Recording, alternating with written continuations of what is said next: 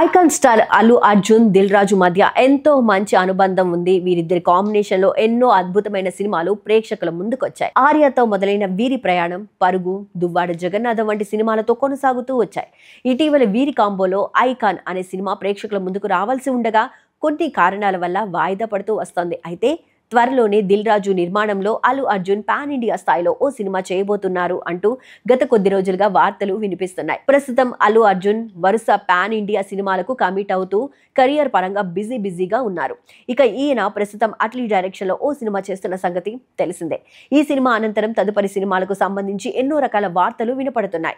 ఇకపోతే డైరెక్టర్ ప్రశాంత్ నీల్ దర్శకత్వంలో కూడా అల్లు అర్జున్ నటించబోతున్నారంటూ వార్తలు వినిపిస్తున్న సంగతి తెలిసిందే. సలార్ తర్వాత ప్రభాస్ హీరోగా ప్రశాంత్ నీల్ మరొక సినిమా చేయడానికి సన్నాహాలు చేస్తున్నారని వార్తలు వచ్చాయి. సలార్ సీక్వెల్ కాకుండా రావణం సినిమా చేయడానికి ప్లాన్ చేశారు. ఈ సినిమా క్యాన్సిల్ అయింది. ప్రభాస్ దగ్గర నుంచి ఆ కథ అల్లు అర్జున్ దగ్గరకు వచ్చిందని తెలుస్తోంది.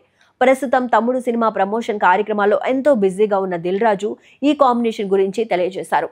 బన్నీ హీరోగా ప్రశాంత్ నీల్ దర్శకత్వంలో రావణం ప్రొడ్యూస్ చేస్తున్నామని తెలిపారు. ప్రస్తుతం అట్లీ దర్శకత్వంలో చేస్తున్న బన్నీ ఈ సినిమా తరువాత మరొక ప్రాజెక్టు పూర్తి చేయనున్నారు. ఆ తర్వాతనే రావణం సెట్స్ పైకి వస్తుందని తెలుస్తోంది.